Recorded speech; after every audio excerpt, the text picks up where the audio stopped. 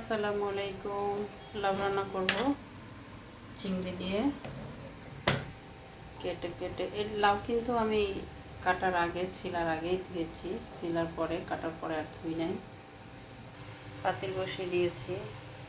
এখানে আমি শুধু পানি দিচ্ছি, দেখেন পাতিলটা গরম করে একটু পানি দিয়েছি।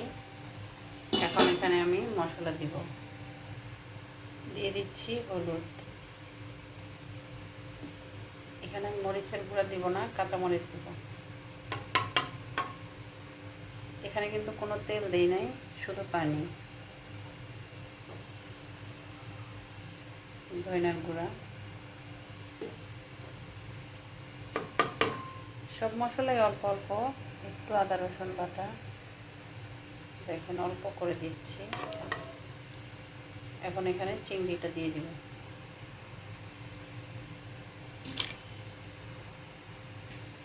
দিয়ে দিচ্ছি লবণ,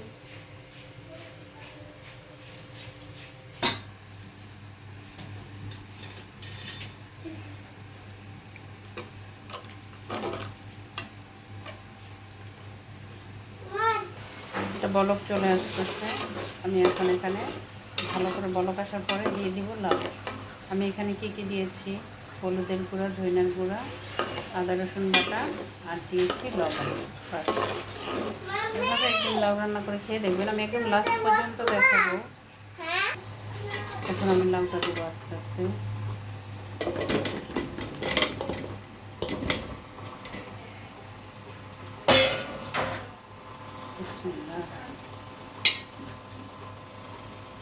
একটু নেড়ে তারপর দেখাচ্ছি, আস্তে আস্তে দেখাবো কেমন হচ্ছে আমার লাউ রান্না। একটু একটু পরে পরে নেড়ে দিচ্ছি। লাস্টে বাগার দিব শুধু রসুন দিয়ে, আর কিছু দিব না।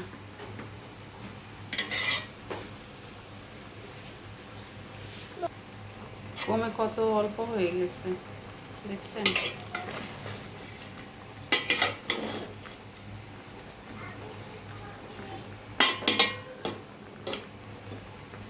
পাতিলটা ভরা ছিল, এখন একদম কমে গেছে, আরও কমে যাবে। এটা একদম গ্রাম থেকে আনা লাউ। আমার হাজব্যান্ড শ্বশুরবাড়িতে গিয়েছিল বেঙ্গলতে, তো ওখান থেকে নিয়ে আসছে গাছ থেকে, এক মহিলার গাছ থেকে 3টা লাউ কিনে নিয়ে আসছে। একজনকে দিয়ে আসছে আর 2টা বাসায় নিয়ে আসছে। অনেক কচি লাউটা, দেখাবো আমি আপনাদেরকে।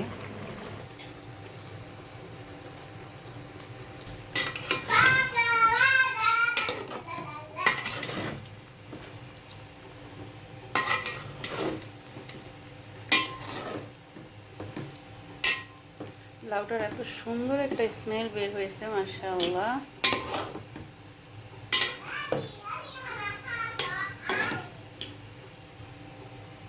আমি এখন রসুনটা রেডি করে ফেলবো।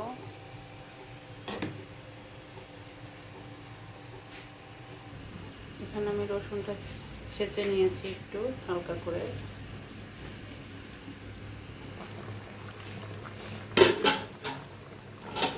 এখন আবার একটু নেড়ে দিব। রসুনটা ক্লিন করে তারপর আবার একটু ছেঁচবো। আমি রসুন কুচি করি না, মানে যেটাকে থেতলানো বলে, এভাবে একটু থেতলে বাগার দিব।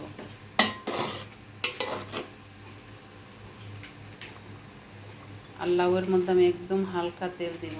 ধনিয়া পাতা, কাঁচামরিচটা দিব একদম লাস্টে। ধনিয়া পাতাটা দিব অনেক বেশি। গ্যাস নাই, সিলিন্ডারে রান্না হচ্ছে। আর আজকে হচ্ছে ফেব্রুয়ারি 4 তারিখ। এখন বাজতেছে দুপুর কয়টা, 1:40। হ্যাঁ, এটা সিলিন্ডার গ্যাস। দেখেন এক পাতিল ছিল, এখন কোথায় গেছে লাউটা। অনেক পানি বের হয়েছে, আলহামদুলিল্লাহ। লাউটার যে সুন্দর ঘ্রাণ বের হয়েছে। রসুনটাও একদম পুরো ক্লিন করে থেতলানো হয়ে গেছে, এটা দিয়ে ছেঁচে নিয়েছি।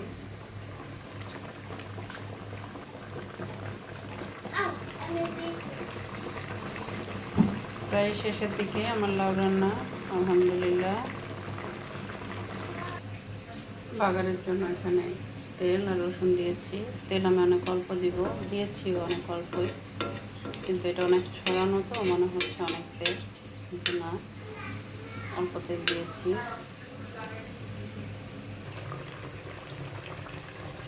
এখন চুলাটা একটু কমায় দেব, কমায় দিয়ে একটু ঢেকে দেব। বাগারের পরে আমি ধনিয়া পাতা আর কাঁচামরিচ দিয়ে দেবো। মাত্র 2টা কাঁচামরিচ দিয়েছি লাউয়ে, কারণ লাউতে বেশি ঝাল হলে ওটা মজা হয় না খেতে।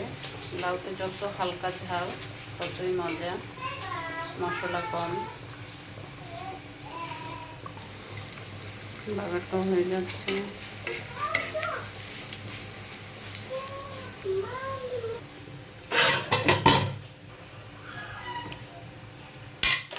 এখন বাগারটা ঢেলে দিব।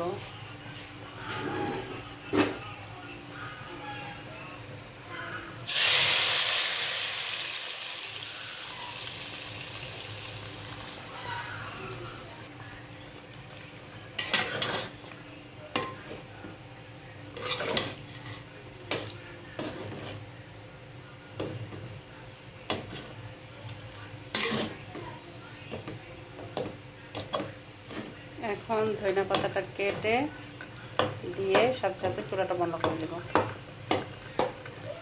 বাগারের পরে এটার বেশিক্ষণ রান্না করব না। হয়ে গেছে, এখন ঢাকনা দিয়ে চুলাটা অফ করে দিব। একটু পরে ধনিয়া পাতাটা ধুয়ে নিয়েছি, কুচি করে তারপর দিয়ে দিচ্ছি। এখন এটা অফ করে ঢাকনা দিয়ে দিচ্ছি। বিসমিল্লাহ, ধনিয়া পাতাটা দিয়ে দিলাম। লাইটটা দাও বাবা।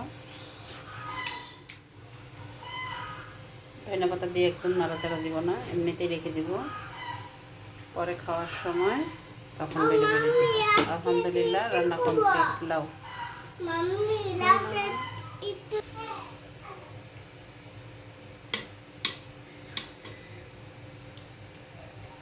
মাশাআল্লাহ। যদি আমি যেভাবে করেছি সেমটা আমি আপনাদেরকে দেখিয়েছি। যদি এইভাবে কেউ লাউ রান্না করে খেয়ে দেখেন, একদম ফ্রেশ লাউ, খেয়ে বলবেন যে হ্যাঁ খেয়েছি, এটা আমার মায়ের হাতের রান্না। লাউটা এইভাবে আমি রান্না করে আমার শ্বশুরবাড়ির সবাই লাউ খেয়ে বলতে হয়, সবাই বলবে যে বউর হাতের মতো কেউ লাউ রান্না করতে পারে না। তবে আমার লাউটাতে একটু হলুদ বেশি হয়ে গেছে, আর একটু হলুদ কম হলে লাউটা অনেক সুন্দর হইতো, বাট ঘ্রাণটা সেই হয়েছে। আমি লবণ দেখতে পারতেছি না রোজার জন্য। তো সবাইকে থ্যাংক ইউ, সবাইকে আসসালামু আলাইকুম, সবাই ভালো থাকবেন, আল্লাহ হাফিজ।